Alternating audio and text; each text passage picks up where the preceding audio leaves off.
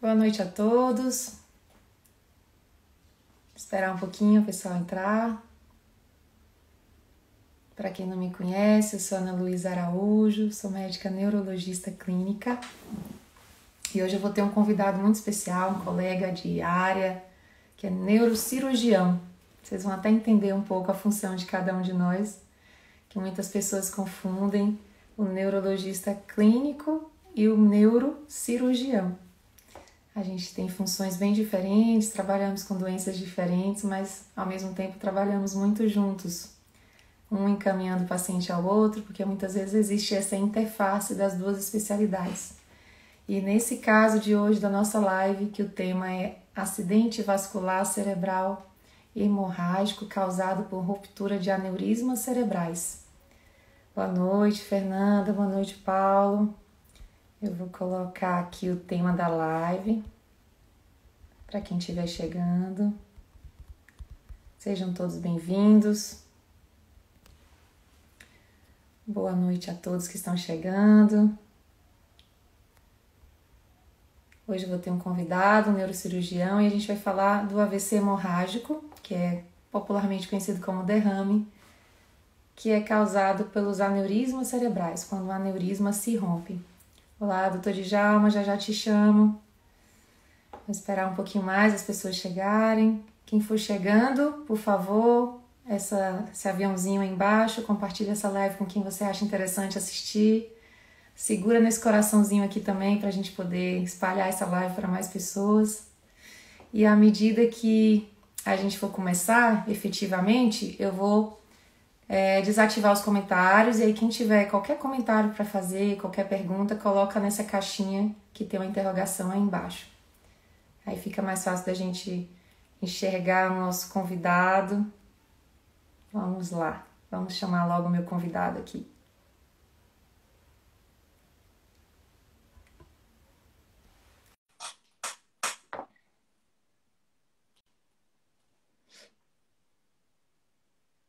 Esperando o doutor Djalma, neurocirurgião, meu colega, para a gente conversar um pouquinho. Vocês estão me ouvindo bem? Oi, minha irmã, tá dando para ouvir direitinho aí o som, tudo certinho? Dá um joia aí para mim.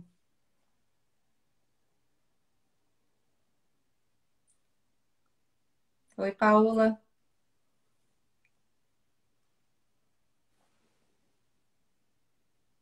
Obrigada, minha cunhada Vanessa. Oi, Renato. Oi, Paulo. Vocês estão me ouvindo bem? Estou aguardando aqui o meu convidado. Enquanto ele entra, eu vou falar um pouquinho para vocês do que é o aneurisma, do que é o assunto da live de hoje. Acho que o doutor Djalma não está conseguindo entrar ainda, daqui a pouquinho eu chamo ele. Vamos falar um pouquinho aqui, ó. Vou mostrar para vocês essa imagem, só para a gente poder contextualizar antes de eu chamar o meu convidado. O aneurisma cerebral é uma alteração da artéria. A artéria são os vasos que levam o sangue para o cérebro, que faz a irrigação cerebral. E aí, algumas artérias, ou uma, ou mais de uma, em algumas pessoas mais de uma, pode acontecer irregularidade, que é essa bolsinha aqui que a gente chama de aneurisma. Essa irregularidade não fica só diferente a artéria bonitinha, ela é uma irregularidade que torna a artéria mais frágil. A parede dela é mais fina, portanto, tem maior risco dela estourar. E quando essa artéria se estoura, se rompe, aí a gente tem uma figura ilustrativa, é o sangramento, que é a hemorragia subaracnoide, que é o sangramento que acontece ao redor do cérebro, no espaço subaracnoide. É um derramamento, um extravasamento de sangue difusamente pelo cérebro. E é um AVC hemorrágico, um dos mais graves que existem, mais catastróficos. Até 20% das pessoas que têm esse tipo de AVC podem nem chegar ao hospital, podem morrer antes de receber o primeiro atendimento. Por isso que é tão importante, é um assunto que eu achei muito interessante, nos despertou mais ainda recentemente por conta da morte do Tom Veiga, lá, o Louro José. Então, eu resolvi chamar a atenção de vocês, aproveitar o momento e falar um pouco mais sobre isso. Aê, agora sim. Aê, nossa senhora, consegui. Então, eu estava aqui tentando contextualizar, Djalma. Seja bem-vindo, boa noite. Boa noite. Obrigada por aceitar meu convite. Deixa eu tirar essa foto daqui, gente, agora que eu não sei tirar foto. Peraí. Você consegue compartilhar a sua tela, é isso? No celular? Você também consegue. Se você pega as suas fotinhas aí da sua câmera, do logo Ah, da câmera, dá para compartilhar. Então, ok. Djalma, se apresenta para a gente, diz o que que você faz, para a gente poder começar nosso Tudo papo. tá, pessoal? Então, assim, nós trabalhamos, né, aqui na funcionalidade, a gente divide o mesmo consultório, trabalhamos juntos. Eu sou neurocirurgião, fiz a minha formação aqui na Universidade de São Paulo e fiquei aqui em São Paulo, né? Não sou de São Paulo, mas acabei que fiquei e atuo em vários hospitais aqui. E uma das áreas de atuação e uma das áreas que eu mais gosto é justamente a área de neurocirurgia vascular, né? Os aneurismas é uma área que me atrai muito, eu tenho bastante interesse por esse tipo de doença. E estou aqui na luta, né? Junto, trabalhando no dia após dia, né? Então, Ana, agradeço o convite. É um assunto que é bastante pertinente, né? Eu lembro que quando eu terminei a residência, eu fui preceptor do internato aqui de medicina, né, dos alunos da USP. E a gente tinha 3 temas básicos no internato, eles rodam em neurocirurgia. E um dos temas que a gente abordava com os alunos do 6º ano era justamente a hemorragia subaracnoidea aneurismática, né? Por Uhum. ser uma doença de uma prevalência que as complicações, o quadro clínico, o médico em geral, ele precisa estar sabendo como manejar esse paciente, né? O primeiro atendimento, quando chega, quando suspeitar, porque é uma condição muito grave quando o aneurisma ele sangra, né? Então a gente focava muito esse assunto era um dos temas que a gente abordava com os alunos do 6º ano na formação médica deles. Então, é um assunto totalmente pertinente. Teve agora, recentemente, né, a tragédia que teve lá qual é o nome dele, do ator? Esqueci. Conveita. Isso, que teve um aneurisma cerebral, chegou a Uhum. falecer. Então, um assunto que chama... As pessoas precisam ter noção, saber do que acontece. E nada mais como uma live como essa para esclarecer bem. Você viu que as perguntas foram várias perguntas, né? E é Sim. interessante que o pessoal mandou as perguntas e foram perguntas muito semelhantes às que você recebeu e as que eu recebi. Eu falei, Isso. disse, Ana, vamos responder o pessoal a pergunta que você recebeu, porque está praticamente igual. Então, assim, tem muita dúvida, né? Muitas dúvidas. E isso. E Vamos você chegou a... conversar bastante hoje sobre isso. As pessoas têm bastante interesse de saber coisas, né, desde o básico até o que fazer, como prevenir. Só lembrando as pessoas que estão assistindo a gente, se tiver qualquer pergunta ainda, pode mandar aí na caixinha de perguntas, desativei os comentários para a gente poder ver melhor aí o nosso convidado. Tá ótimo. Então, doutor Djalma, conta pra gente. Eu comecei aqui a falar um pouquinho do que era o aneurisma, né? Uma alteração da artéria, uma Aham. malformação, que aí ela tem uma parede mais frágil que pode estourar e rompendo, levar ao AVC hemorrágico, que é esse AVC por hemorragia subaracnoide. E aí, como que acontece isso? Por que que as pessoas têm aneurisma? Na verdade, o nosso cérebro, né? Então, nós temos vários vasinhos que vêm do coração, que mandam sangue para o cérebro, e esses vasos eles vão se ramificando, como uma árvore, né? Uhum. Então, você tem uns galhos maiores que vão se dividindo em galhos menores até chegar no finalzinho da folha. Imagina que a folha seria já a parte do cérebro. E o sangue ele passa ali por dentro, né? Então, o aneurisma é bem comum a localização dele nesses pontos de bifurcação das artérias, né? Por uma questão de um estresse hemodinâmico, ou seja, o sangue lá batendo toda hora, em cada pulsação, vai batendo, batendo, batendo, até que haja uma fragilidade da parede dessa artéria, e aí se forma essa espécie de bexiga, que é que você falou, que era o aneurisma, que é essa dilatação em forma de uma bexiga, né? Uma bola, e que tem uma parede muito frágil, né? E essa parede frágil pode romper a qualquer momento, né? A gente não consegue dizer, óbvio, tem fatores que vão falar a favor, tem mais chance de sangrar, não tem, pacientes assim é mais arriscado de sangrar ou não, mas por que que acontece isso? Então, assim, fatores de risco, a gente conhece bem hoje, são bem, a gente consegue afirmar bem que esses fatores de risco estão relacionados ao aneurisma cerebral, à formação deles. Então, fatores que enfraquecem a parede da artéria são fatores que podem levar à formação de aneurisma. Então, um dos fatores principais é a falta de controle de pressão arterial, ou seja, o paciente que tem pressão arterial elevada, né, de longa data.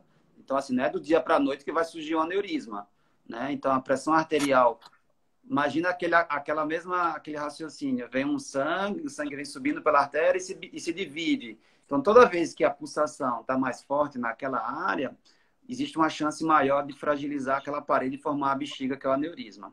Uhum. Junto com isso, existem fatores que fragilizam mais ainda a parede da artéria, que é o cigarro, né? O tabagismo é um fator super importante, tanto no crescimento do aneurisma, como na formação do aneurisma, né? Então, o cigarro é um fator bem conhecido, fator de risco para a formação de aneurisma cerebral. Esses são os principais fatores, né? Então, que levam à formação. Existem outros estudos, outras linhas de pesquisa para tentar associar tal doença, álcool, diabetes e tal, eles investigam. Mas o clássico mesmo é o paciente que tem pressão alta e o paciente com história de tabagismo, tá? Então, básica e óbvio, né? E tem condições que às vezes eu não tenho pressão alta, eu não tenho, Isso, os fatores genéticos. e tive aneurisma. E aí tem uma pergunta que é bem comum, que chegou para mim, até nem falei, mas chega para mim, perguntando se o aneurisma era uma doença hereditária. Tipo assim, se passa de pai para filho. Não. Então, assim, o aneurisma ele não vai passar. Ah, meu pai teve, eu sou obrigado a ter. Ah, meu pai tem olho azul, eu vou ter olho azul. Não, não é uma doença hereditária, mas existe uma predisposição familiar muito importante, né? Então, alguns pacientes têm uma história familiar positiva, com vários parentes com presença de aneurisma, pacientes que, meu tio, minha irmã, meu irmão morreu com AVC e era jovem. Tipo, aí fica aquele AVC, né? Um termo bem genérico que a gente precisa saber, AVC em jovem. Tem que ficar atento, por que teve um AVC em jovem? Será que foi um AVC mesmo? Né? E geralmente tem que colher bem a história desses pacientes. Então, fatores genéticos, né? Algumas doenças genéticas onde existe uma fragilidade da parede das artérias, como doenças do colágeno, pacientes que têm doença policística renal, eles têm uma predisposição maior para a formação de aneurismas, né? Então, a parede fica mais frágil e eles podem ter mais aneurismas do que a população em geral, tá? Aí já responde uma pergunta de uma das pessoas que foi justamente isso. A mãe dela não tinha nem pressão alta, nem fumava, nem bebia e teve um aneurisma. Então, existem esses fatores genéticos que você comentou, história familiar, que também são bem importantes, né? E como que a pessoa descobre que tem um aneurisma? Eu vou agora atrás de fazer um exame para ver se eu tenho um aneurisma. E pode ser que eu tenha um aneurisma e nunca vou saber que ele existe. Isso, você pode ter um aneurisma, ele nunca sangrar e você morrer, sei lá, atropelada na rua com 90 anos e quando vai fazer a autópsia, nossa, ela tinha um aneurisma, né? Então, assim, às vezes é um achado bem comum nas autópsias de aneurismas cerebrais. Então, assim, como é que descobre os sintomas, né, do tipo de aneurisma? O aneurisma é uma doença silenciosa, né? Até como é o título da live que se colocou. Ficou bem legal. Então, ele não vai dar sintomas de cara, né? O sintoma principal do aneurisma acontece quando ele sangra, quando ele rompe, né? Que tem um sangramento que é aquela dor de cabeça súbita, intensa, pior dor de cabeça que o paciente já teve na vida. E é interessante que você começa a perguntar, o paciente fala para você exatamente o que ele estava fazendo naquela hora. Eu estava assistindo a novela no capítulo tal, quando fulano de tal encontrou fulano de tal e ele ia fazer isso aqui e veio a dor. Pum. Ele consegue exatamente precisar o ponto que a dor iniciou. Então, aquela dor entrovoada, parece que estourou uma bomba dentro da cabeça da pessoa, né? Então, esse é o sintoma principal, mas é um sintoma que quando o aneurisma já rompeu, né? E eu costumo falar que são doenças totalmente diferentes. O aneurisma roto, o aneurisma que rompeu, e o aneurisma não roto, o aneurisma que não rompeu. São doenças totalmente diferentes. E se a gente puder tratar na forma não rota, seria a melhor das hipóteses, né? Melhor quadro clínico, melhor situação possível. Só, Então, Djalma, sintomas. só te interrompendo um pouquinho. Desculpa. Claro. Só para aprofundar um pouquinho essa questão da dor de cabeça, que foram perguntas bem frequentes também, né? Muita gente que tem dor de cabeça recorrente, que tem enxaqueca crônica. E aí vieram várias perguntas dizendo: eu sinto dor de cabeça. Pode ser um aneurisma? Eu sinto dor de cabeça. Eu tenho enxaqueca. Então, assim, não é uma dor de cabeça rotineira, não é enxaqueca. A gente tem ferramentas para diferenciar isso. Então, se você tem dor de cabeça crônica, provavelmente não é aneurisma, que é o que você vai continuar falando. É um aneurisma não roto, geralmente ele não dá sintomas quando ele não se rompe.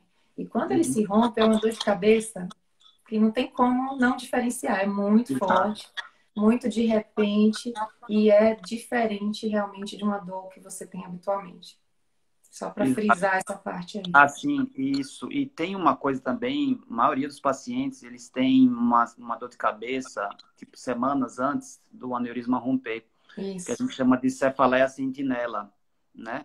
Até quando eu estava fazendo a minha prova de título de especialista, na prova prática, o entrevistador lá, o professor, perguntou para mim, né? Ver um quadro de um paciente que era tabagista, pressão alta, história familiar, e ele veio com dor de cabeça. Aí ele me mostrava a tomografia normal. Eu falei, mas não tem sangue aqui, por que você vai pedir um exame para identificar se tem aneurisma ou não? Aí ele ficava questionando para ver se eu caía para me pegar na Aham, aham. pegadinha, né? Então, assim, a maioria dos pacientes, eles têm uma dor de cabeça que precede a dor de cabeça do rompimento, né? Que chama cefaleia sentinela, né? E a dor de cabeça, ela vem justamente porque na hora que o aneurisma rompe, existe o extravasamento de sangue, né? Para dentro do crânio. E o sangue em contato com a meninge, a meninge tem bastante terminação nervosa, então dói muito, né? É igual Uhum. uma meningite, por exemplo. Você tem muita dor de cabeça, você tem uma irritação meníngea que leva a um quadro de dor que é muito intenso e súbito, né? Você não tem nada lá, não tem sangue. De repente vem um jato de sangue Uhum. inesperadamente. Então, por isso que a dor de cabeça é muito forte. Alguns sintomas, que a gente fala de sintomas atípicos, né, que são sintomas relacionados à localização do aneurisma, né? Isso pode acontecer. Então, aneurismas próximos ao nervo da visão, nervo óptico, você tem pacientes com déficit visual progressivo, vai perdendo a visão, perdendo a visão, quando investiga tem um aneurisma, né? Aneurismas de cerebral médio, com tamanho muito grande, às vezes com compressão de cápsula interna, onde passam os neurônios que fazem a movimentação de uma metade do corpo. Você pode ter pacientes com déficit motor. Então, às vezes, a localização do aneurisma em aneurismas muito grandes, você tem déficits focais, né? Ou seja, um déficit neurológico localizado relacionado ao local do aneurisma, né? Como se fosse um tumor. Tem um tumor na área tal, vai dar um sintoma relacionado àquela área. Então, são sintomas também. E, às vezes, tem paciente... E a gente que faz pronto-socorro também, é bem comum o seguinte. A pessoa estava dirigindo um carro, bateu o carro e chegou e fez uma tomografia.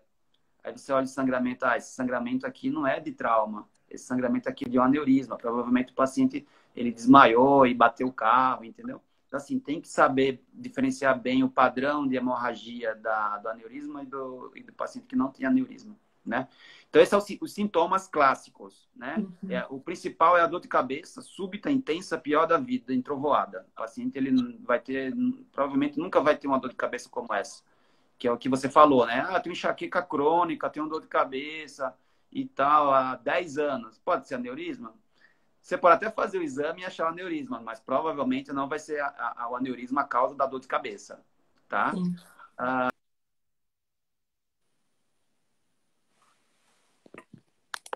bateria acabando. Parei de te ouvir. E agora, voltou? Voltou. Tá. E o diagnóstico, né? Como é que você vai fazer? Existem alguns exames hoje que você consegue diagnosticar bem os aneurismas cerebrais. O padrão ouro, né? O melhor exame é a angiografia digital, né? Onde você faz uma punção na região da virilha, numa artéria, vai com um catéterzinho até a região do cérebro, joga um contraste e você consegue ver os vasos, estudo desses vasos. Porém, é um exame mais invasivo, você tem que fazer uma punção da artéria e tal. E hoje em dia a gente consegue ter exames menos invasivos, né, como a angiorressonância ou a angiotomografia, né, que você consegue diagnosticar esses aneurismas. Até aneurismas pequenos, hoje em dia, com a qualidade dos exames, você consegue diagnosticar. Mas, que é bom para screening, por exemplo, né? Porque quando é que você Uhum. vai investigar um paciente que não tem queixa, não tem dor de cabeça, não tem sintoma, Isso. né? Quando é Quem que você que vai deve fazer fazer exame para procurar o aneurisma? isso? Quem vai fazer exame? E aí, qual exame que faz, entendeu? Então, assim, como é que eu gosto de fazer? Na urgência, chegou um paciente no pronto-socorro agora, né? qual o exame que é mais disponível, mais rápido para ser feito e a gente já consegue estabelecer um tratamento e uma conduta. Você faz a tomografia inicialmente, né? Para você ver se tem um sangramento. Tendo sangramento, você segue com a angiotomografia, pode ser feito. Para screening, para investigação, rastreio, a angiorressonância é um exame melhor, que é menos contraste no iodado, não tem radiação, tudo mais. E aí, quando a gente vai fazer esse screening, né, esse rastreio na população em geral, né, eu acho que você deve receber muitos pacientes assim, né? Tipo, Sim. eu queria saber se eu tenho aneurisma, não tenho, Uhum. meu pai teve aneurisma, minha mãe teve, meu irmão teve. Então, nesses pacientes, a gente prefere a angiorressonância, né? Uhum. Eu particularmente prefiro a angiorressonância. Eu acho que você também prefere a angiorressonância, né? Sim, prefiro. E para quem que a gente pede exame? Só Hum. porque veio lá me perguntar se tem? Então, pacientes com o quadro clínico, vamos supor, um déficit neurológico focal que você vai investigar, você poderia, na investigação, pedir o exame com a complementação com anjo. Mas o que mais importante é a história familiar, né? Além da Uhum. pressão alta e do tabagismo, a história familiar, o paciente que tem dois familiares ou mais de primeiro grau com história de aneurisma, e às vezes o paciente não vai te falar, meu irmão teve aneurisma. Ele vai falar, eu tive um irmão há 10 anos que morreu com AVC. E ele tinha 40 anos, que não é a idade habitual de um AVC clássico, que é aquele AVC isquêmico, né? Então, assim, familiares de parentes de primeiro grau, pelo menos dois, já recomenda a investigação com screening de angiorressonância. Só que aí, isso é o que a literatura mostra, né? Então, Tá. assim, a prática médica, deve ter a sua, eu tenho a minha. Eu gosto, por exemplo, pacientes de origem asiática, né? Japonês, né? Finlandês. Finlandês a gente não tem muito contato, mas há 3 anos, eu acho mais ou menos, eu estava na Finlândia e eles têm uma incidência altíssima de aneurisma cerebral. É muito Nossa. alta, né, a incidência. Então, eles têm um screening mais rigoroso para investigação de aneurisma, tá? Porque é uma Entendi. população que geneticamente tem uma predisposição a ter aneurisma cerebral, né? Então, japonês, asiático, eu gosto muito de investigar esses pacientes. História familiar, que é o principal, e às vezes está investigando doença cerebrovascular, né? Porque assim, a pessoa que fuma, a pessoa que tem pressão alta, não é que ele só vai ter problema de infarto ou coração. É uma doença que vai pegar todos os vasos. Vai Sim. pegar a coronária, vai pegar a aorta, vai pegar vaso carótida e vai pegar os vasos do cérebro. Então não tem como falar, nossa, se eu fumar, só vou ter infarto, vai pegar só a entupia coronária. Não é bem assim. O pessoal Você acha vai que ter só vai ter câncer de pulmão, né? isso, Aí. não, exato. Não é bem assim. Então, esses pacientes acho que merecem uma investigação quando tem um componente de aterosclerose bem importante, sabe? Mas que se vai olhar na literatura e que tem comprovação mesmo, é a história familiar, pelo menos dois parentes de primeiro grau, que seria a recomendação. Você faz diferente, não? Como é que você faz? Não, faço isso mesmo. Só para lembrar que parente de primeiro grau é pais, irmãos e Hum, filhos, não é isso? isso. Que Que é o às vezes, cara. tive uma tia, uma prima de quarto grau, uma vez que me Isso, falaram, então o pessoal isso, fica calmo aí também. é. Ana, eu acho que também uma coisa a gente estava comentando, e acho que foi uma pergunta bem comum, que era a questão de AVC e aneurisma, né? O pessoal, AVC, aneurisma é a mesma coisa, não é?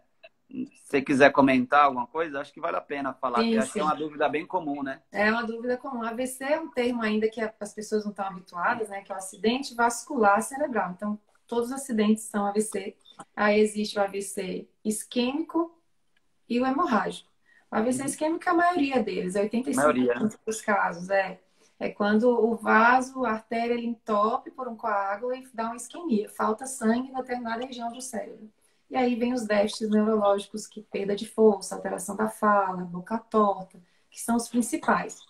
O AVC hemorrágico também tem esses mesmos sintomas, mas é um sangramento, é o contrário, não é uma falta de sangue naquela região, é um extravasamento de sangue na região, que pode ser dentro, como se fosse um recheio do bolo, dentro do parênquima cerebral, é um Dentro tipo do de AVC cérebro, né? hemorrágico, dentro do cérebro, Ou pode ser ao redor, no espaço subaracnoide, que é a hemorragia subaracnoide.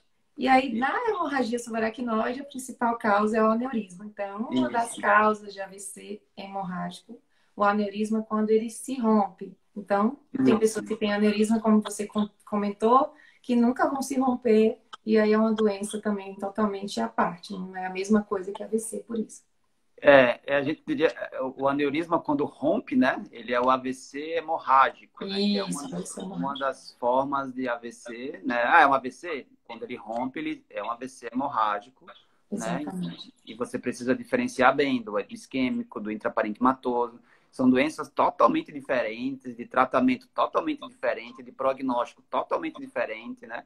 Então, você que lida muito com isso sabe bem de como é Sim, que é. aí só para comentar a interface que a gente faz entre a neurologia clínica e a neurocirurgia, né, que eu comecei falando, às vezes muita gente acho que tem dúvida, algumas pessoas, né, do papel do neuroclínico, do neurocirurgião. Então, por exemplo, a gente se encontra, eu de Djalma no pronto-socorro, quando o paciente chega com um AVC hemorrágico muito grave, ou seja, tem muito sangue dentro do cérebro, do crânio, e ele tem que fazer uma cirurgia para tirar aquele coágulo, aquele sangue lá de dentro.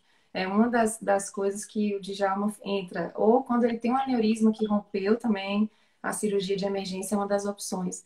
Mas o clínico, ele vai fazer esse primeiro atendimento, vai dar o diagnóstico. Muitas vezes o paciente, por exemplo, um AVC isquêmico, a maioria das É. vezes vai ser só o tratamento clínico, só com remédios, trombectomia, que entra Quando, neuroradiologista. quando vocês chamam um neurocirurgião, Isso. quando tem um Quando a AVC gente chama o isquêmico, já é um neurocirurgião, negócio bem. o negócio está Já bravo. Geralmente tá são os bravo. casos mais graves, e aí é uma chance que a gente tem quando o neurocirurgião entra para tentar abrir quando os remédios não dão conta. É, isso é verdade. Existem esses dois tipos. Também o hemorrágico também, quando vocês chamam, às vezes assim, ó, tô chamando aqui, é só para acompanhar conjunta. Sei, tá bom, já tô vendo o que é. Já Aí a gente sabe que não é coisa boa. já sabe que não é coisa boa, né? Mas é isso, eu acho que essa interface é muito boa, né, da neurologia com a neurocirurgia, porque isso ajuda, né, agiliza o tratamento, agiliza vocês, na maioria dos hospitais, vocês fazem um primeiro atendimento, né, porque quando é Uhum. AVC isquêmico, vocês precisam agir rápido, né? O aneurisma também você precisa agir rápido, né? Só para falar um pouquinho de estatística, né? Quando você tem um aneurisma que quando rompe, né, 5% desses pacientes vão morrer. Então, assim, é uma doença muito Muito grave. É grave. aquilo que eu falei antes. São doenças diferentes, o aneurisma roto e o aneurisma não roto. Então, assim, rompeu o aneurisma, esse paciente pode ter uma chance de morte de 50%, tá? Sendo que 10% mais ou menos, eles vão ao óbito aí na fase pré-hospitalar, ou seja, o paciente teve um aneurisma em casa, morreu em casa e não deu tempo de chegar ao hospital, né? E o restante vai ocorrer depois da admissão no hospital.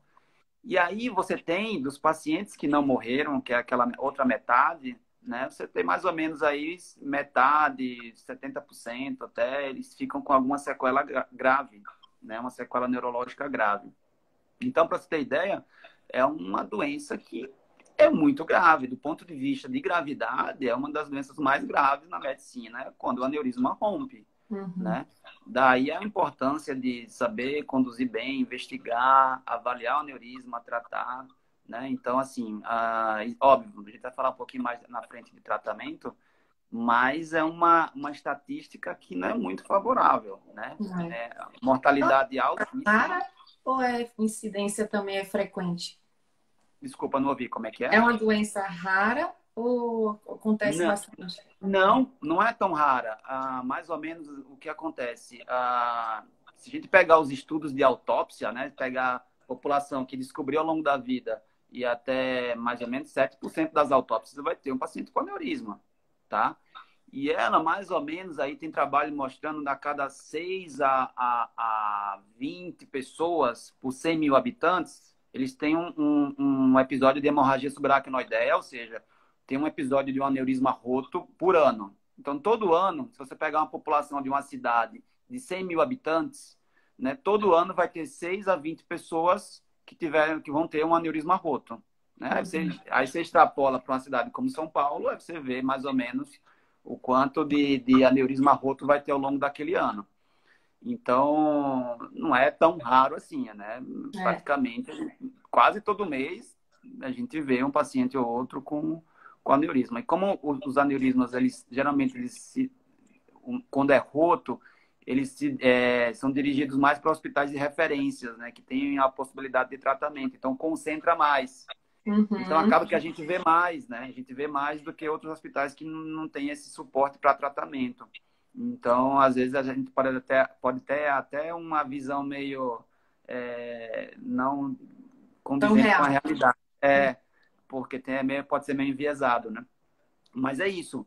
E então, a estatística não é tão boa assim, né? De tipo de gravidade, né? Não vale também assim, do ponto de vista de saúde pública, você não vai sair investigando todo mundo, fazendo angiorressonância em todo mundo para saber se tem aneurisma ou não, né? Ah, vou fazer aqui para saber se tem. Não. Mas tem que estar atento a esses fatores de risco, tá? Porque você Basicamente, vai a estatística comentar, era mais... entendi. Até porque você vai comentar mais do tratamento. Se eu descubro que eu tenho um aneurisma, né, sem nenhum sintoma, não roto, o tratamento também, você vai comentar as opções, quando que a gente tem que tratar, por quê, eu queria que você comente. Uma, Mas também não é uma um outra... assunto tão simples, né? Mesmo a cirurgia tem riscos. E tem uma outra pergunta também, que é a primeira coisa que o paciente pergunta: diagnosticou aneurisma? Tá me ouvindo? Tô ouvindo.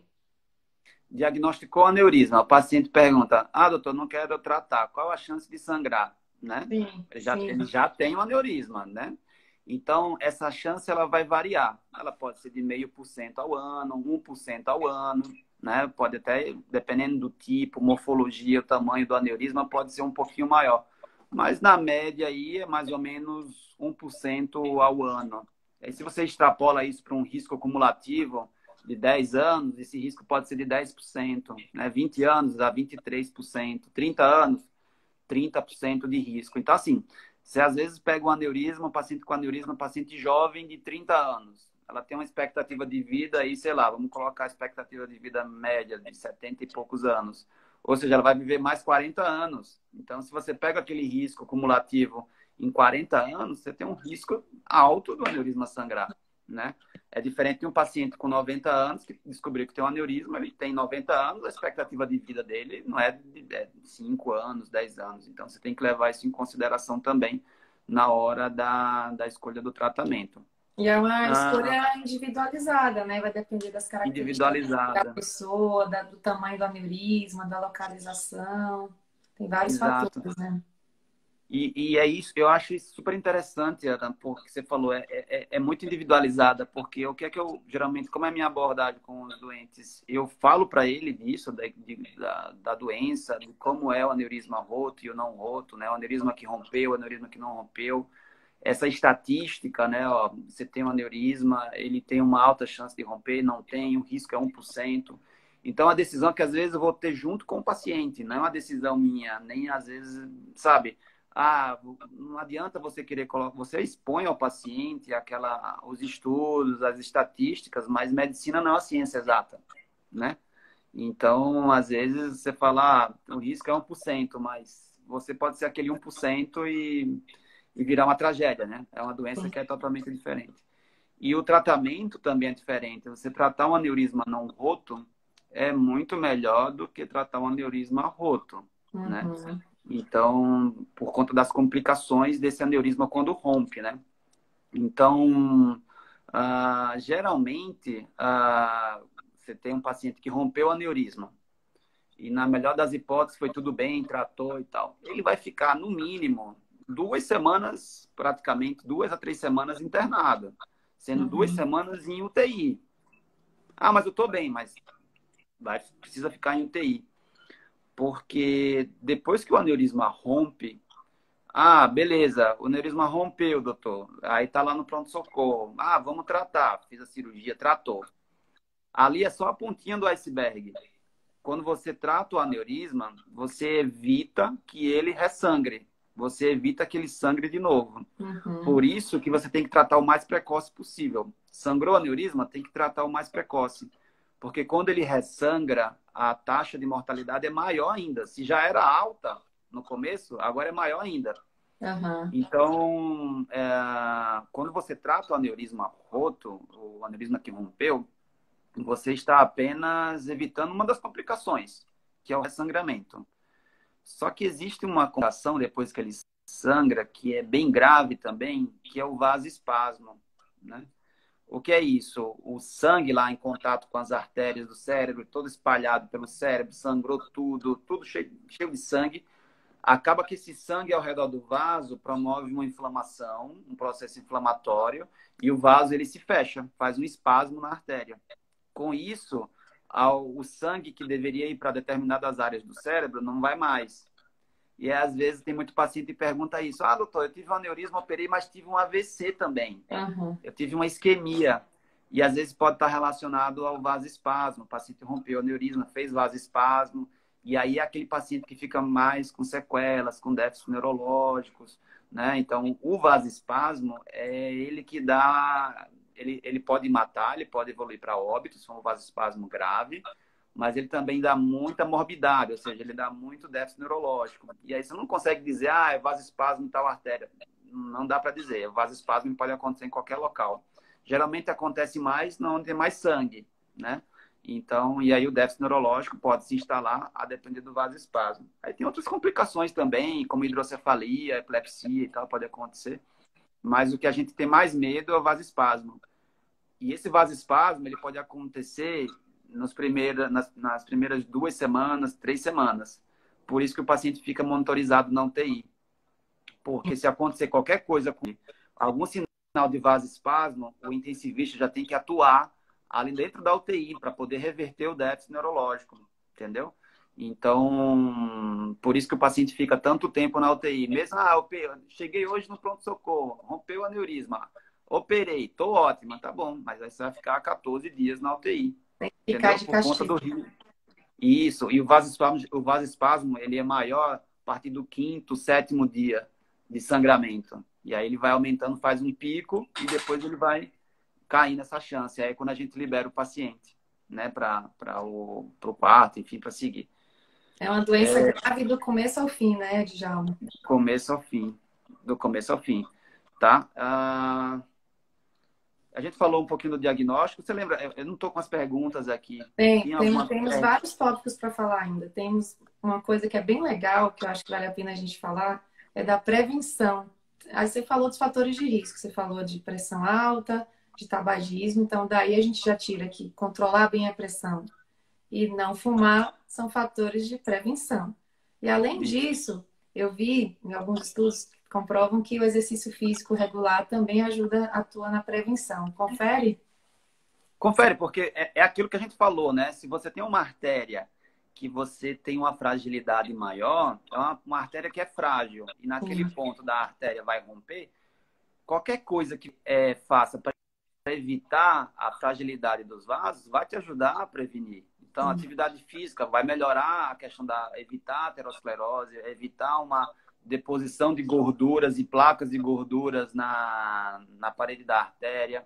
Às vezes, quando a gente está operando, Ana, a gente consegue ver na parede do aneurisma as placas de gorduras, né? Placa de aterosclerose, que fica mais amarelado. A gente vê na cirurgia. Particularmente, a gente morre de medo. Quando estou operando com um residente e tem uma placa grande, eu falo, ó, só tem uma chance de clipar. Clipe e acabou. Não fica mexendo muito no clipe. Por quê? Porque às vezes quando você pode clipar aquele aneurisma com aquela placa, pode quebrar uma placa e pode fazer um êmbolo, liberar uma plaquinha. Então, assim, o que você puder fazer para evitar a aterosclerose é excelente, ideal. Então, assim, atividade física, né, controlar diabetes, evitar álcool, evitar cigarro, né, uma vida, de maneira geral, uma vida saudável, né? Então, assim, colesterol alto pode dar? Não tem uma comprovação direta, mas os pacientes que têm dislipidemia, que têm colesterol alto, eles podem desenvolver um processo de aterosclerose e que pode gerar uma fragilidade dos vasos e gerar um aneurisma, né? Então, isso é bem, bem típico, né? Então, a atividade física realmente deve ter uma comprovação mesmo, um benefício mesmo na prevenção, Entendi. né? Você quer falar Eu um acho que pouquinho de como você trata o aneurisma na prática?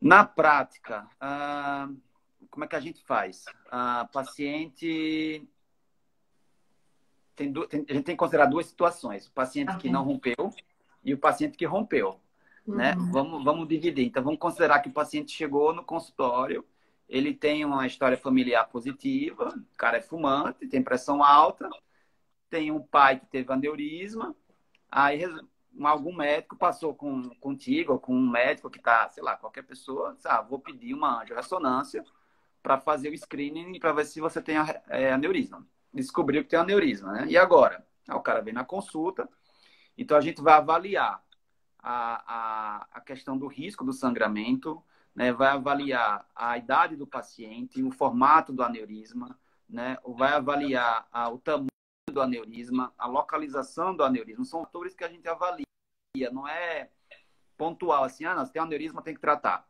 Não é bem assim, você tem que avaliar um conjunto de fatores. Esse é um paciente. Esse é o melhor paciente para tratar. Eu até brinco, quando o paciente descobre que tem um aneurisma, eu falo assim, você nem precisa mais jogar na loteria, porque você já ganhou na Mega Sena.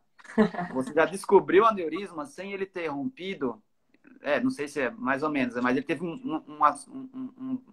uma sorte muito grande de descobrir o aneurisma sem ele ter rompido, que a maioria só descobre quando ele rompe. Então, assim, e quando rompe, aí é outra doença, é uma gravidade altíssima, como a gente falou, as estatísticas.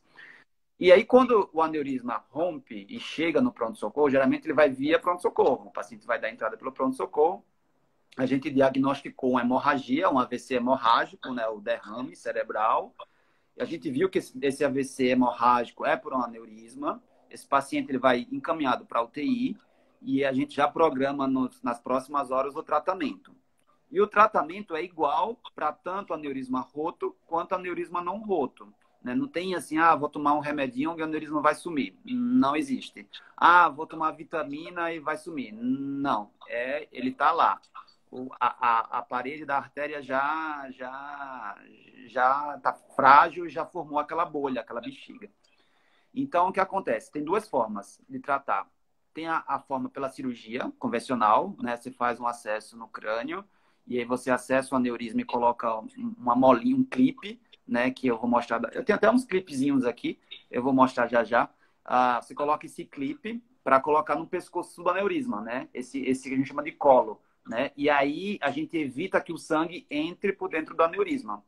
O tratamento é para você excluir o aneurisma da circulação. Se não estiver entrando sangue, aquele aneurisma não vai estourar. Então, está resolvido. E a outra forma é pela angiografia, né? Você faz um cateterismo, funciona aqui na região da virilha, e dentro dessa técnica, você consegue colocar umas molinhas, que são tipo uns arames, uns ferrinhos, e você coloca dentro do aneurisma, e ele vai ocluindo o aneurisma. Ele vai ocluindo, vai enchendo, e chega um ponto que o sangue passa e não entra mais dentro do aneurisma. Então, são as duas formas, só tem essas duas formas, não tem outra. Ou pela cirurgia convencional, ou pelo tratamento endovascular. Aí, isso aí é um motivo de briga e um motivo de outra live, falar quando opera e quando emboliza. Isso aí briga para 2 horas. Pegar um neurocirurgião, um neurologista e um endovascular, aí a gente vai por um várias período. Opções, né? São essas duas opções, né? E aí o que várias acontece? Opções, não, várias características que tem que levar em jogo para escolher entre essas duas opções. Isso. Então, assim, vai depender. O hospital tal, você tem um bom serviço de endovascular. Os resultados são melhores para a embolização. Não tem cirurgia, mas tem uma pessoa que emboliza, então trata desse jeito, né? Tem que tratar rápido, seja por cirurgia ou por embolização. Os pacientes que chegam mais graves, né? O paciente está entubado, em coma, alguma coisa assim, a gente sempre dá prioridade para o tratamento endovascular, tá? E aí vai depender muito do tipo de aneurisma, se o paciente está bem. Então, tem e a gente brinca que os aneurismas bons para embolizar são aneurismas bons para operar, do ponto de vista de facilidade técnica, né? E o contrário é a mesma coisa. Os aneurismas que são difíceis para operar também são difíceis para embolizar, né?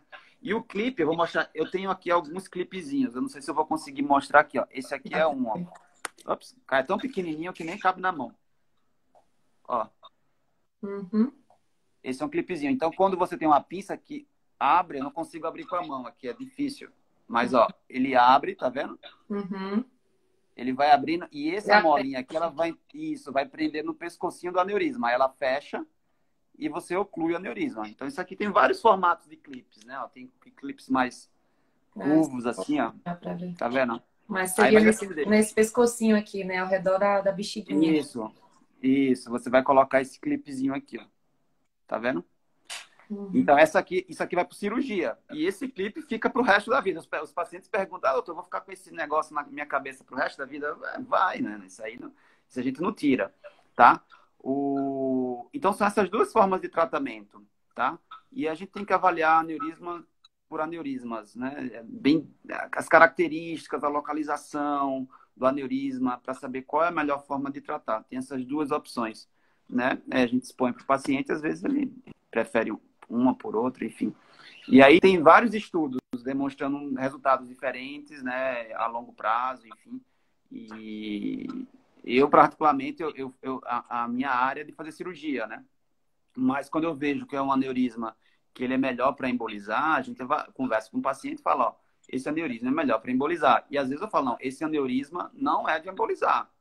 Tem um ramo importante que sai de dentro do aneurisma, né? Você não dá para embolizar, você vai ter que optar pela cirurgia, porque você vai ter que reconstruir a parede da artéria e vai ter que preservar aquele raminho, aquela arterinha que está saindo ali, que vai para uma área super importante. Então, a cirurgia tem essa grande vantagem, né? A desvantagem é que é uma cirurgia, enfim, e o tempo de recuperação é maior do que da endovascular. A endovascular, a recuperação é mais rápida, né? Mas ambos os tratamentos têm complicações e têm riscos, né? Não é assim, ah, não, vou fazer por endovascular porque é sem risco. Não. Tem risco, tem complicações, tem os resultados, e aí são coisas totalmente diferentes, né? Que isso aí é um motivo aí já para uma live. Mas cirurgia, hoje a gente faz muito cirurgia, a gente conseguiu melhorar muito as cirurgias, porque, por exemplo, um dos riscos da cirurgia é você, quando clipa o aneurisma, clipar uma arterinha que vai junto, muito importante. Então, hoje, por exemplo, a gente tem monitorização intraoperatória, né? O paciente ele está lá anestesiado, mas a gente está monitorizando todas as funções neurológicas do paciente, né? Então, de repente, você clipou uma arterinha que era super importante para mexer o lado direito. A médica que fica lá monitorizando, ela vai te avisar, falar, o potencial caiu. Nessa hora, você vai ter que tirar o clipe, reposicionar o clipe para restabelecer o fluxo de sangue naquele paciente, né? Então, isso é uma coisa que, hoje em dia, praticamente quase todo aneurisma, praticamente todos, eu tenho pedido monitorização eletrofisiológica por conta dessas coisas. Tem alguns casos que eu clipei, a potencial caiu, e eu reposicionei o clipe e teve um bom desfecho. Às vezes, nervo craniano que está passando muito próximo, terceiro nervo, né? Às vezes tem um aneurisma que está muito próximo de um nervo, e às vezes na manipulação cirúrgica. Então, a monitorização te ajuda. Tem uns métodos que a gente também faz, que tem no microscópio cirúrgico, a gente injeta tipo um contraste na hora da cirurgia. E a gente já consegue ver se o aneurisma está enchendo ou não. A gente, na hora da cirurgia, a gente já sabe, esse aneurisma está enchendo por contraste. Ou seja, ele não está clipado ideal, não está 100% clipado, está enchendo por algum local.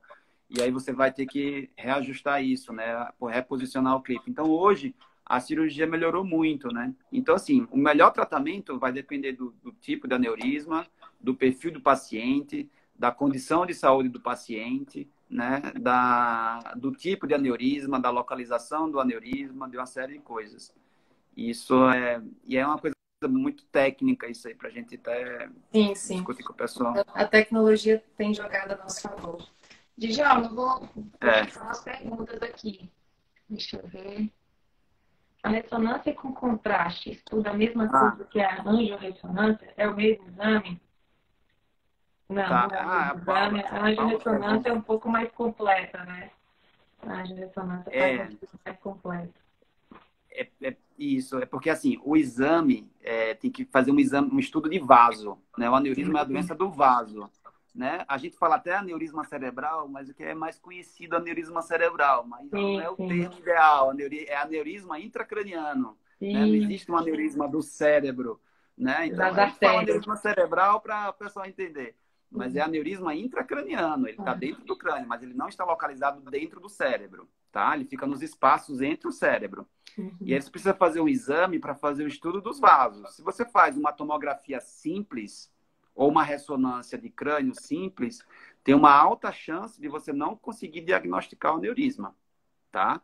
Então precisa fazer um exame de vaso, ou uma angiotomografia ou uma angiorressonância, que é uma técnica diferente, uma técnica que é feita pelo radiologista, que é diferente para você diagnosticar o aneurisma. Ele vai o contraste dentro do vaso e ele tira a foto do vaso, né? Ele não tira a foto do cérebro, ele tira a foto do vaso. O exame da angiorressonância ou angiotomo, basicamente é isso aí. Então a ressonância com contraste, ela vai mostrar se for um aneurisma um pouquinho maior, né? E aí ela consegue ver uma bolinha, uma dilatação que provavelmente se trata de um aneurisma. E aí, de qualquer forma, você vai ter que complementar com o estudo de vaso. Legal, É legal. isso. Essa pergunta acho que a gente já respondeu, né? Os red flags mais importantes no atendimento pronto-socorro. Acho que você falou bem da cefaleia súbita, entrovoada. Pode vir também um rebaixamento de nível de consciência, meningismo, nos casos mais graves, né? Aham, é. E, e déficit focal. Muitas vezes você já comentou também que pode acontecer. Tem uma história interessante de Hum, red flag. É bem comum, às vezes, acho que não tem um oftalmologista aqui na live, não, né? não sei. Porque às vezes tem uma alteração neurológica em que o paciente ele tem uma ptose palpebral. O olho cai e ele fica um pouquinho estrábico, né? Ele fica um olho para fora, assim, ó, para fora e para baixo. É o que a gente chama de um déficit do terceiro nervo. É um nervo que faz isso. Uhum. E aí tem um aneurisma que ele fica localizado em cima desse nervo. E aí o paciente ele vem para o pronto-socorro, doutor, estava bem em casa, não tive dor de cabeça, e meu olho caiu. Aí você vai ver, é o paciente com uma idade típica de aneurisma, mais ou menos 50 anos, que tem esse terceiro nervo, vale a pena investigar com estudo de vaso, porque Claro. provavelmente esse paciente está com alguma compressão desse nervo e pode se tratar de um aneurisma. E se o paciente apresentou um terceiro nervo, é porque o aneurisma ele cresceu recentemente, ele está em expansão, ele pode até não ter sangrado, Pode se romper a mas qualquer momento. ele pode se romper a qualquer momento. O Legal. outro, um red flag importante também é a cefaleia sentinela, né? Você Tem que ficar comentou. atento. A cefaleia sentinela acho que é um sintoma super importante, principalmente no paciente com fatores de risco, que você deve levar em consideração na investigação, mesmo se esse não tiver um achado que mostre um sangramento, né? Eu Tem acho que são os mais importantes. alguma característica que você chama atenção para a cefaleia? Cortou um pouquinho, mas eu acho que você perguntou sobre as Característica da características da cefaleia cefaleia sentinela, né? Isso. Isso é uma dor de cabeça diferente do habitual, tá? Um Uhum. paciente que tem enxaqueca. Vamos considerar um paciente que tem enxaqueca. Eu tenho enxaqueca, piora com a menstruação, piora quando não durmo. Não, não, não. Esse paciente ele pode ter uma dor de cabeça que é diferente do padrão habitual de dor de cabeça dele.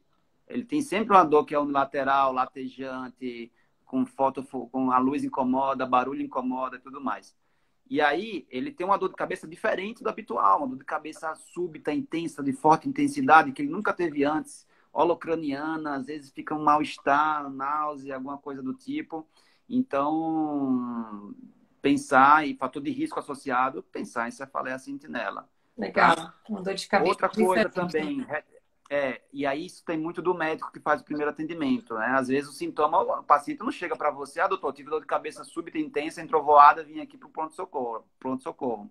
Não, às vezes é um cara que caiu da bicicleta, ficou em coma e foi levado para o pronto-socorro, fez uma tomografia e na tomografia a gente vê que é um padrão de hemorragia subaracnoideia característica de aneurisma. Aí é outro sinal também que você precisa investigar. Então, a história clínica é aquela. Quem viu primeiro, o ovo ou a galinha? Ele caiu e bateu a cabeça? Ou ele teve um sangramento e caiu? Você Caiu, entendeu? com certeza. É importante. Vamos precisar correr um pouquinho, que eu acho que só tem 5 minutos para acabar a live. Ainda tem umas perguntinhas. As causas eu vou pular, Tá. a gente já comentou. Ah, no laudo da minha mãe está hemorragia subaracnoide não especificada. Significa o quê? Então, hemorragia subaracnoideia tem várias causas. A principal é trauma. principal causa de hemorragia subaracnoideia traumática. Depois tem outras causas, aí precisa investigar direitinho porque ela teve ideia, né? Se ela teve um TCE, um traumatismo craniano, se ela toma algum remédio que anticoagulante, enfim. Tem que ver o padrão, a localização dessa hemorragia, enfim. Beleza. Ah, Eleide, o paciente que Eu já tive aneurisma, fui operada pelo Dr. Djalma. Posso ter novamente? E o AVC pode repetir? é o que chama de aneurisma de novo, né? Teoricamente, quando você trata um aneurisma, o aneurisma tá tratado, tá resolvido. Poder ter outro aneurisma é pouco provável, tá? De ter um novo aneurisma, a não ser que o paciente ele tinha 2 aneurismas. Aí você operou um e tinha outro pequenininho que pode vir a crescer. Ou então tem um componente genético que é muito aquelas doenças genéticas que eu citei no começo, né? Doença policística renal, doenças do colágeno. Então esse paciente ele pode vir a ter um aneurisma de novo. Ele pode ter sim, tá? Entendi. Deixa eu ver aqui. Acho que essa Mas não é o pergunta, habitual, tá? A Eliade, ela tá operada, não tem nada, ela não vai ter outro não, mas se Deus quiser. ah, não vai ter Esse outro não, aqui a tá? gente já respondeu. Um rastreio e incidência. Isso, já falei da incidência, Isso. O aneurisma ou AVC hemorrágico pode sangrar externamente também, tipo pelo nariz? Isso é uma dúvida que é bem frequente também, né? Tem aneurisma que se projeta para dentro do seio esfenoidal, que é uma parte lá dentro, atrás do nariz, e que ele pode ir crescendo e dar uma epistaxe brutal, tá? Isso Que é o é raro, sangramento raro, pelo raro. nariz, né? Raro, raro, raro, raro, raro, raro, raro, mas Raríssimo. Só para raríssimo. lembrar para as pessoas que a maioria das vezes que o nariz sangra não é problema dentro da cabeça, é só as Isso, artériazinhas aqui do nariz mesmo. Às vezes é só um ressecamento por conta do tempo e que pode acontecer com sangramento. Então, o doutor Djalma citou que pode acontecer de uma maneira muito rara, mas o mais frequente é que não seja AVC quando o nariz sangra, tá, gente? Só para o pessoal não isso. ficar. Porque às vezes o nariz Que se eu falar que facilmente sangra e não é AVC. na maioria, 99,99% das vezes o sangramento não é de dentro do crânio, nasal, enfim. Legal. Do olho também, né? Às vezes o paciente fala do olho. Sim. Quero A agradecer Maritânia esse também grande é outra paciente. cirurgião que fez parte da equipe que me curou de aneurisma gigante. Ah, que legal. Gratidões são Beijo, postões. Maritânia. Que mais? Vamos ver aqui. Depois de uma cirurgia de aneurisma, por que tem casos que têm hidrocefalia? Isso, é uma pergunta interessante. É uma das complicações de sangramento de aneurisma. Aneurisma, quando sangra e tem sangramento naquele espaço que fica entre o cérebro, o que acontece? O sangramento ele promove uma reação inflamatória na drenagem do líquido. Então, aquele líquido, o líquido cefalorraquidiano, começa a acumular dentro do cérebro e aí causa a hidrocefalia, né? Mas a hidrocefalia é um tratamento que a gente consegue tratar. A gente faz uma derivação ventrículo-peritoneal, resolve, não é dos problemas, não é o mais grave, o mais difícil de tratar. Então, pode acontecer porque o sangramento ele obstrui a drenagem do líquido e aí se acumula no cérebro e aí causa hidrocefalia. Legal. Uso de Aí isso é com você, Ana. essa daqui é comigo. Geralmente, sim, pode aumentar o risco em algumas pessoas de AVC isquêmico, que aí é outra causa. O estrógeno de uso prolongado tem, sim, associação com risco, principalmente para mulheres que têm enxaqueca. Tem a ver também com a genética, em alguns casos, mas tem que ficar de olho. Lógico, mais uma vez, é tipo o sangramento do nariz. Milhões e milhões de mulheres usam anticoncepcional e não tem AVC. Mas se você tem enxaqueca, principalmente fuma, e aí todos os fatores de risco e vai aumentar muito o risco de AVC. Mas é caso a caso, tem que discutir com o seu médico, com o seu ginecologista e ficar atento que é uma possibilidade. Deixa eu ver o que mais. Acho que aqui é só carinho da minha mãe, dizendo que obrigada, tudo mais. Mãe é mãe. Djalma, teve uma pergunta que mandaram no Instagram, que também ela foi bem contundente aqui, eu queria te fazer para a gente finalizar. Acho que o Instagram não derrubou a gente com uma hora, olha só, estamos bem na fita. Só não estou conseguindo tirar as perguntas da sua frente, oh meu Deus. A pessoa Eu quer. tô aqui, ó. Opa. Não, mas é porque eu não consigo, o xizinho não me obedece. Aí teve uma pergunta aqui que a pessoa coloca assim: um AVC em H, um paciente idoso, 68 anos, que estava mantendo uma pique entre 15 e 20, tinha movimento corporal bilateral, se isso era um bom sinal. E aí ela completa depois, nesse mesmo paciente, ele ficou 8 dias em sedação, esse despertar depois de 8 dias, o que que a gente espera? Acho que em relação ao prognóstico ela está preocupada. Vou Os deixar a pacientes, a gente pergunta. sabe que estatisticamente, os pacientes que estão entubados em coma são pacientes mais graves, Aham, né? Estatisticamente, eles têm um risco de sequelas maiores do que o paciente que chega muito bem com aneurisma cerebral roto. Eu aham, não sei se o dessa paciente que fez a pergunta é um aneurisma ou um AVCH hemorrágico intraparenquimatoso, que aham. às vezes precisa monitorizar a pressão intracraniana, fazer a drenagem do sangramento, e às vezes a gente tem a pressão intracraniana pode ficar alta, e às vezes um dos tratamentos da pressão intracraniana elevada é você deixar o paciente sedado, tá? E aí isso pode acontecer com aneurisma? Pode. O aneurisma às vezes sangra, tem uma reação cerebral gravíssima, o cérebro pode inchar, fazer um quadro de hipertensão intracraniana, às vezes vasoespasmo, causa uma isquemia importante, um AVC isquêmico, e pode levar a um quadro de hipertensão intracraniana. Aí a gente coloca um monitor de pique para medir a pressão intracraniana e deixa esse paciente sedado por um bom tempo até a pressão intracraniana melhorar e depois a gente acordar o paciente e ver como é que fica. Mas basicamente é isso. Tem que ver direitinho qual tipo de hemorragia que esse paciente teve. Vários fatores, né, que indicam prognóstico. Quantidade de sangue, a localização, a idade, as outras doenças associadas. Isso. Então, só assim a gente não consegue realmente dizer muita coisa. Eu não É. consegui tirar a Mas pergunta da sua frente. Estou aqui agoniada, mas não tudo bem, sai. eu tô aqui, ó. Me desculpa. Eu vou ativar aqui os comentários de novo para ver se alguém tem mais alguma coisa para falar para a gente. Ixi, eu não Ah, consegui ver os comentários. então, eu tinha desligado para poder ver melhor você. Agora sai uma Ah, pergunta, tá. graças a Deus. Então, pessoal, vamos finalizando aqui. Quem tiver mais alguma consideração que não conseguiu ser respondido, a gente está à disposição no meu Instagram, tanto no meu quanto no Dr. Djalma. Podem deixar perguntas que a gente vai continuar participando aí, conseguindo responder para vocês. Djalma, muito obrigada. A gente passou Eu que agradeço. pouquinho de uma hora, mas foi super bom. Você viu que no instante passou, né? A gente tem muitas Passa coisas rápido. para falar desse assunto. Ó, meu médico anjo, as pacientes estão A aí. diária aqui. Beijo. Ó, tem uma pergunta aí que talvez a gente consiga responder. Qual a incidência em crianças? Eu não sei de cabeça, você sabe? Não, é muito baixa a chance de ter em criança. Praticamente a gente quase não vê. Tem outras malformações vasculares que é bem comum em criança, né? Então, como é uma doença que não é prevalente, precisa de um tempo para se formar, né? Precisa ter um processo de aterosclerose, um processo de fragilidade dos vasos, então não dá tempo da criança formar o aneurisma.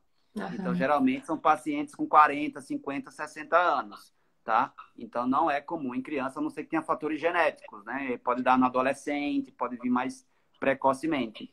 E tem outros tipos de aneurisma também, né? Aneurismas fusiformes, aneurismas relacionados à endocardite, várias outras doenças que podem dar outros tipos de aneurismas. A malformação da ampola de Galena é outra alteração vascular bem comum em criança, como não, mas que acontece em crianças, que a gente vê em criança. Então, tem outras malformações vasculares que são mais comuns. Criança não tem necessidade de investigar aneurisma clássico, que é esse que a gente está falando, em criança, até porque não vai dar tempo dela ter formado um aneurisma com fatores de risco e tudo mais. Tá? Legal. Vamos precisar fazer outra live. O pessoal está falando aqui, porque passou rápido e ainda tem dúvida. Ai, ai, mas é isso aí, gente. Ó, o que sobrar de dúvida, manda para mim, manda para o Djalma, a gente vai precisar finalizar. Vamos. Foi muito bom, Djalma, muito obrigada. Esclareceu Eu que muita agradeço. coisa. Acho que a nossa luta aí, a minha luta, a sua, é tentar esclarecer mesmo, informar as pessoas, fazer prevenção e tratar rapidamente o que a gente conseguir, né? Ajudar da melhor forma É, possível. eu acho que isso aí é a melhor mensagem é essa. Aneurisma cerebral tem um roto e um não roto, e são duas doenças completamente diferentes. Então, assim, quando sangra é uma doença extremamente grave, né? E quando não sangra, você tem a chance de tratar, né? Se você puder tratar ainda quando não sangrou, é melhor dos cenários. Obviamente que cada caso é um caso, você precisa ver se tem indicação de tratar ou não, mas é isso. Qualquer dúvida, estamos aí à disposição. Show de bola. Muito obrigada, muito obrigada. Eu que Tchau. agradeço. Boa noite. Obrigada, pessoal. Tchau, tchau. Até mais. Tchau, tchau.